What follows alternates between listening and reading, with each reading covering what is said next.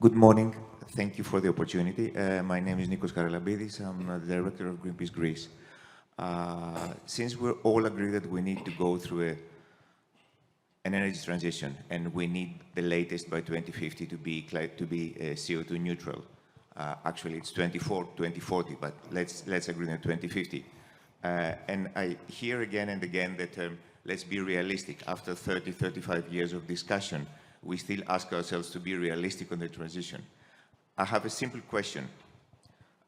If I'm not wrong, if I'm not mistaken, the estimation about the damages of Typhoon Milton in the States is it's about a few hundreds of billions. Who pays that?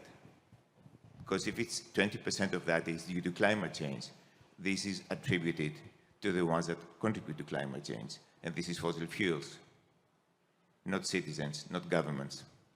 Should we start addressing that too? So while we're realistic in moving away from fossil fuels, should fossil fuels also pay the bill for that? Thank you. Thank you. A very interesting question. And somewhat to my surprise, Helena has volunteered to answer. You're in the hot seat here. Yes. I think this is a very common question that we receive from the NGOs in general. We totally understand because, part of our job is to engage the stakeholders and discuss with them in a realistic way, okay? So what I would have to say is that I think the refineries and all the energy companies, they're willing to do the energy transition. I think they would not have any different way because there is a lot of pressure even coming from the banks, from the investors. The banks will not let you, if you don't do any sort of renewable investments or sustainable investments. So I think that's the pathway. But we have to be realistic whether we can actually make the transition, okay? Because it is the chicken and egg situation. So if we want to make the transition, we need to invest in sustainable fuels. And I just want to give you an example from shipping, okay? Because there is a lot of discussion in IMO right now. Shipping is actually consumes approximately 3 million tons of fossil fuels and emits around 1 billion of CO2 emissions annually, okay?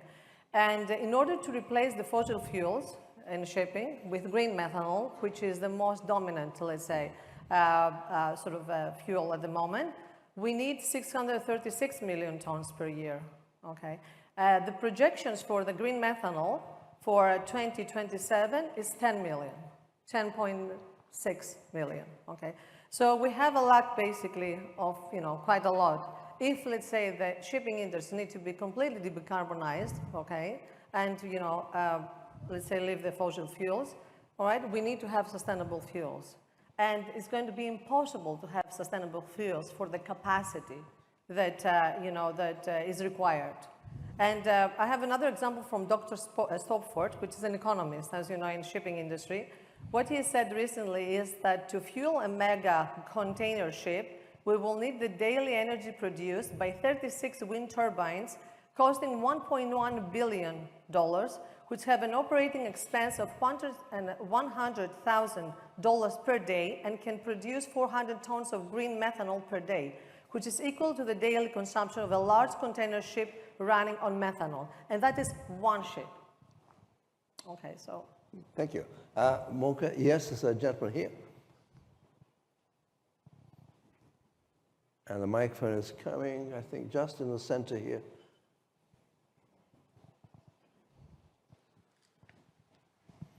John Faraklas from All About Shipping in London. Thank you, Helena, for mentioning shipping. We're the most friendly business in the world. Our emissions are below 3% of all the emissions that the 97% of all of you guys that you're offshore, you pollute the environment. But the only way out to see zero and not expect even in our industry that 2050, who lives, who dies by 2050, is the nuclear energy. Ourselves, on the 30th of August, 1963, we launched in Germany the Otto Kahn, the first nuclear cargo ship, plus 3 sisters. And the Americans, they launched the Savannah. I'm asking you all, where was and who was this invisible hand to stop the progress to zero emissions? Thank you.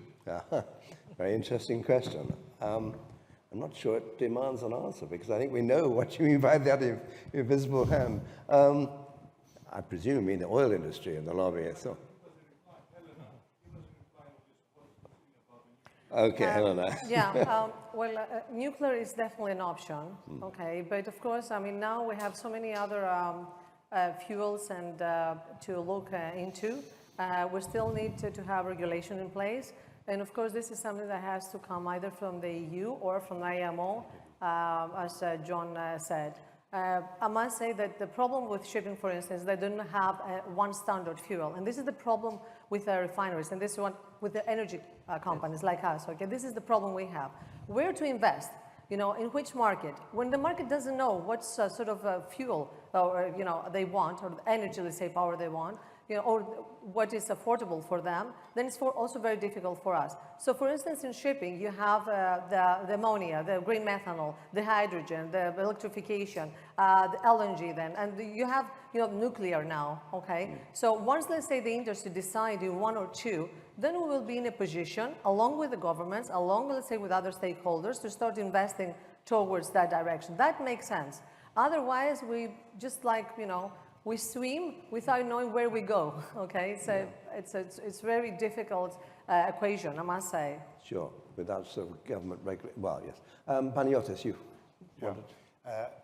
Look, when I started my career 30 years ago, almost 30 years, the answer, let's say, of all the stakeholders in the penetration of renewables was drop in the ocean. You do nothing, you make a lot of effort, but at the final end, it's impossible to achieve the targets. Today, as we said, more than 50% of the electricity is produced by renewables. So it's not drop in the ocean. And I don't see our country has some very specific competitive advantages. And this is wind, this is the sun. We can exploit this, we can massively exploit it in a very cost-competitive approach. It's the cheapest forms of electricity today. Why shall we open the discussion for other sources, for other solutions, which are not necessarily better, safer, or even for the environment, the correct approach, when we, at the same time, we should focus where we have our competitive advantage. So we should not defocus the discussion. We know what is the path, the National Energy and Climate Plan that the ministry announced last Friday. Let's focus in order to make it happen. All our resources there. This is my opinion. Okay. I was going to bring, because we are running behind time, but there's a very incisive question I know is coming from Andreas.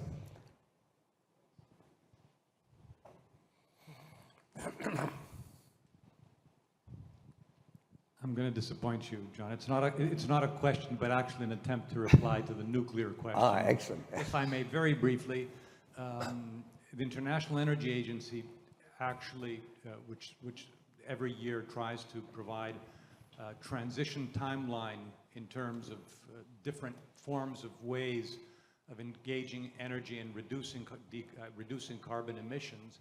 And it does foresee nuclear as part of the solution.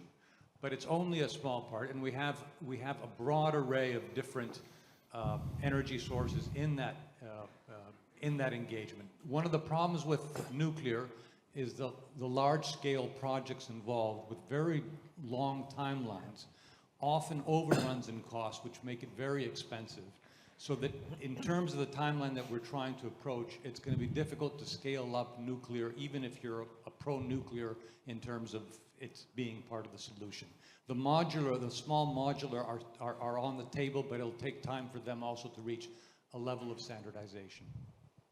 Thank you very much, Andreas. Actually, there's just one final question. Yes, the lady, there we go.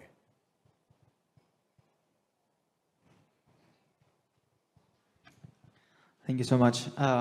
Corporate travel is a major factor affecting the ESG of corporations, and especially in service companies.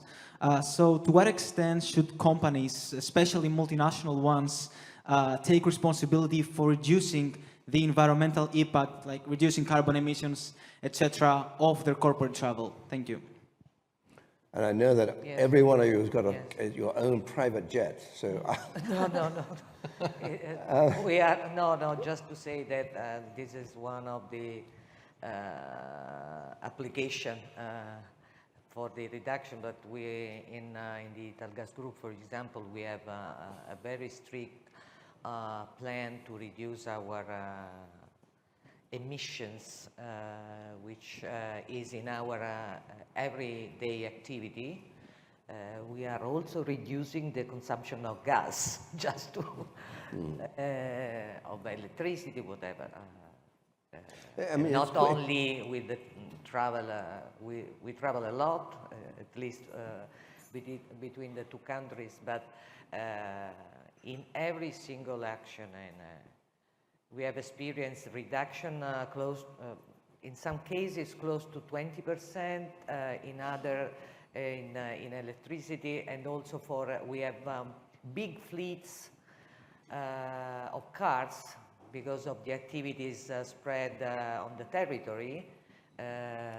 Therefore, also for the fuels, we are monitoring the consumption and taking actions in order to reduce. I mean, I made a slightly rather flippant remark, but actually it's quite a serious question, especially in this age of Zoom and so on. Antonios. And also, I would like to comment that also sustainable aviation fuel or other sustainable fuels will contribute to the reduction of the carbon footprint of all the travel, the emissions from traveling. And a final, if I may, a final comment from my side about this discussion about fossil fuels and global warming, just to remind that the carbon emissions of Europe is 5 to 6% of the total global emissions. So I link this with the drug report and all the competitiveness and all the risk that have the companies in Europe, the risk of carbon leakage to transfer their production activities in other countries. Global warming is a global problem, not a local one. We have to keep in mind. Competitive. True. Aristotle. The one thing Aristotelis. Aristotelis, whatever you like, Aris.